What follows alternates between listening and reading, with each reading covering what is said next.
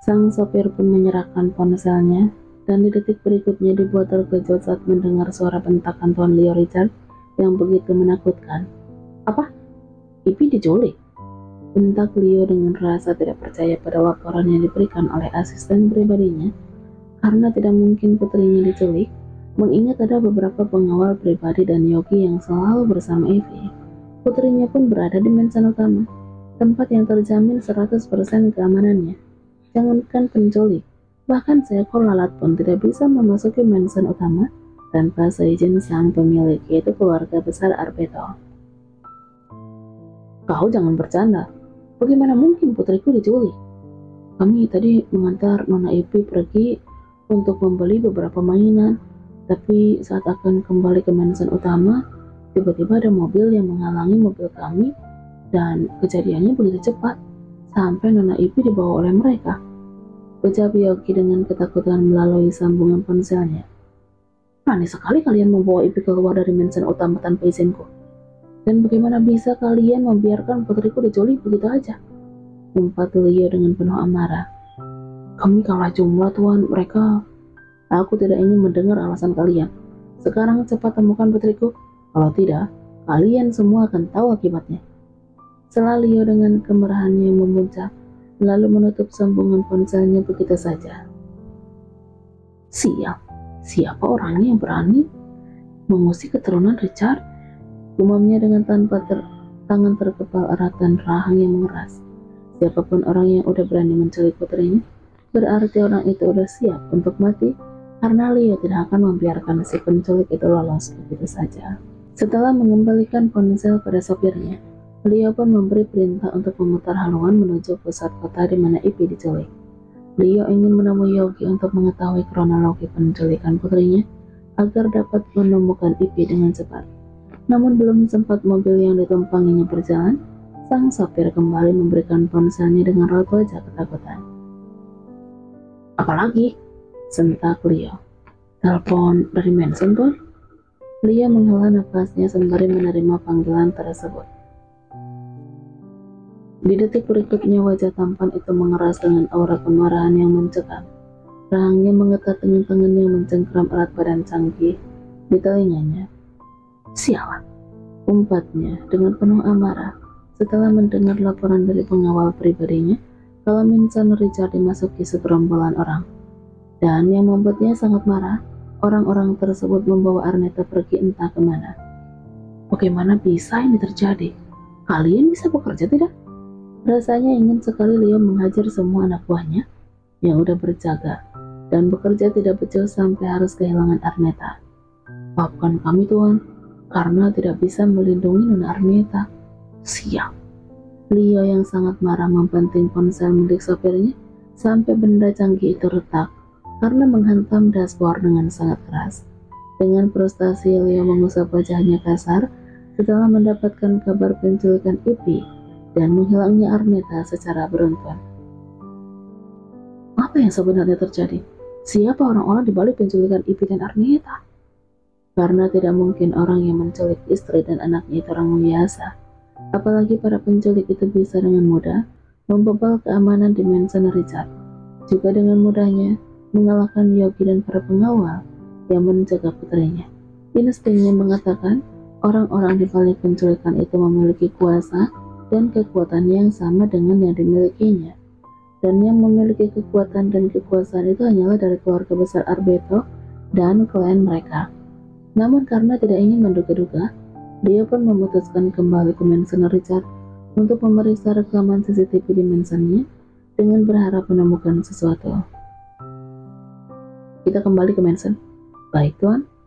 Ucap sang sopir sembari menghela napas saat melihat ponselnya yang kemungkinan rusak parah setelah menjadi sasaran kemarahan tuannya. Mobil mewah tersebut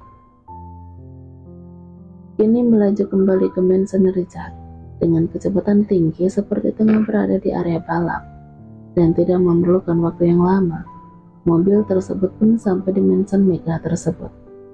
Leo turun dari dalam mobilnya, lalu melangkah dengan tergesa memasuki mansion dengan aura kemarahan yang dapat dirasakan oleh beberapa pengawal yang kini berdiri menyambut dengan kepala menunduk. Tuhan. Salah satu pengawal pribadi itu terjatuh ke atas lantai setelah mendapat pukulan keras dari tuannya. Aku salah telah mempercayakan keamanan Mansion ke tanganmu, bentak Lia pada sosok yang bekerja sebagai kepala keamanan di Mansonnya. Bagaimana bisa aku membiarkan wanitaku dibawa mereka?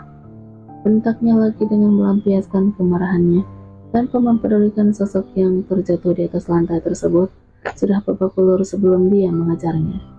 Beliau pun menatap para pengawal lainnya yang terlihat babak belur, bahkan lebih mengenaskan. Bahkan di antara mereka ada yang terkena luka tembak di tangan dan kaki. Semakin menguatkan dugaan Leo jika yang membawa Arneta bukanlah orang sembarangan. Kau sudah memeriksanya? Tanya Leo pada ketua keamanan yang kini telah berdiri di hadapannya dengan susah payah. Sudah Tuan, tapi mereka semua menggunakan penutup kepala, jadi kami tidak. Sial, umpat Lia dengan sangat emosi. Cepat tunjukkan rekamannya padaku. Ia ingin memeriksanya sendiri, siapa tahu mendapatkan petunjuk meskipun sedikit. Namun baru beberapa langkah kakinya berjalan, sosok Ana tiba-tiba berlari lalu memeluknya dengan raut wajah ketakutan. Leo, akhirnya kau pulang juga, ucap Ana dengan terisak. Tadi setelah kau pergi, ada banyak orang yang memasuki Mansion dan Ana tidak lagi berucap, hanya mampu terisak dengan air mata yang menetes di kedua pipinya. Leo yang masih dia mengurai pelukan Ana dengan mengusap punggung wanita itu dengan perlahan.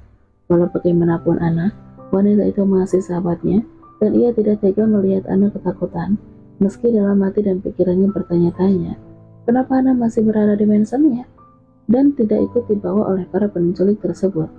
Itu berarti tujuan mereka hanyalah membawa Arneta, tapi kenapa? Dan kenapa kejadiannya bersamaan dengan penculikan Ipy? Leo pun menatap pada Ana yang masih terisak dengan tatapan tajam saat teringat sesuatu.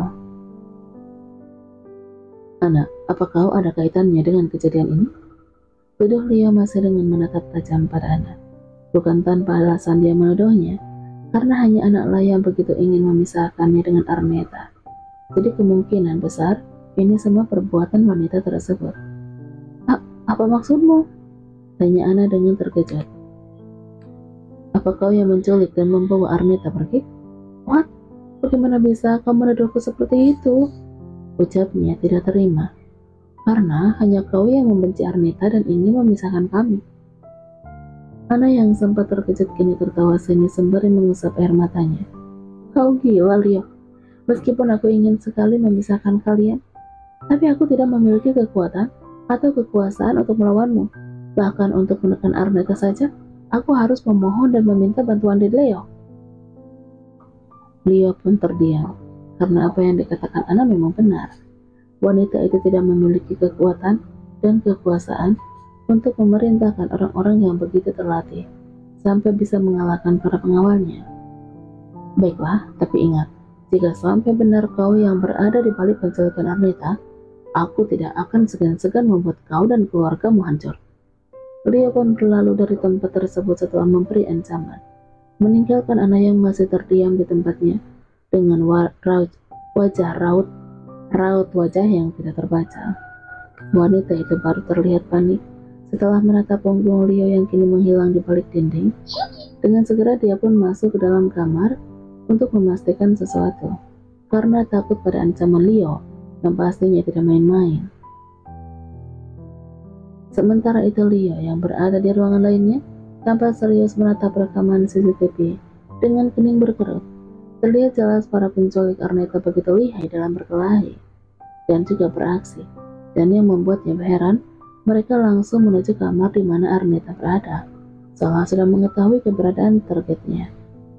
Benar dugaanku, mereka bukan orang sembarangan dan tahu betul situasi yang ada di Mansion. Pelakunya udah mengincar Arneta dan pelaku itu orang yang dekat denganku. Tapi siapa? Gumam beliau dengan berpikir keras sampai bunyi ponselnya terdengar berdering. Ya, tadi dia udah menyuruh anak buahnya untuk mengambil ponselnya yang tertinggal di dalam kamar. Yogi, Leo pun segera mengangkat ponselnya sembari berjalan keluar ruangan untuk menemui anak kembali setelah melihat rekaman CCTV di mana wanita itu terlihat masuk ke dalam kamarnya bersama Arneta.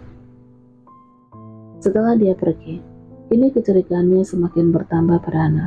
Walaupun rasanya tidak mungkin wanita itu memiliki orang-orang bayaran yang terlatih dan cukup handal. Bagaimana? Apakah udah mendapatkan petunjuk siapa yang sudah menculik Ivy? Tanyanya dengan penuh harap. Namun harapannya kini sia-sia belaka, karena Yogi tidak bisa mendapatkan data pemilik mobil yang telah membawa Ivy pergi. Plat mobil para penculik tersebut ternyata palsu, sehingga tidak dapat terlacak meskipun Yogi mengetahui nomor plat tersebut dari rekaman CCTV di sepanjang jalan.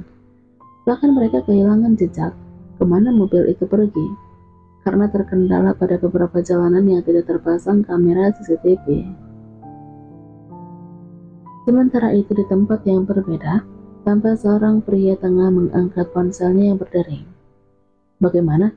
Tanyanya dengan raut tetar tanpa ekspresi. Namun sedetik kemudian, pria itu tersenyum dengan seringai tipis pada bibirnya.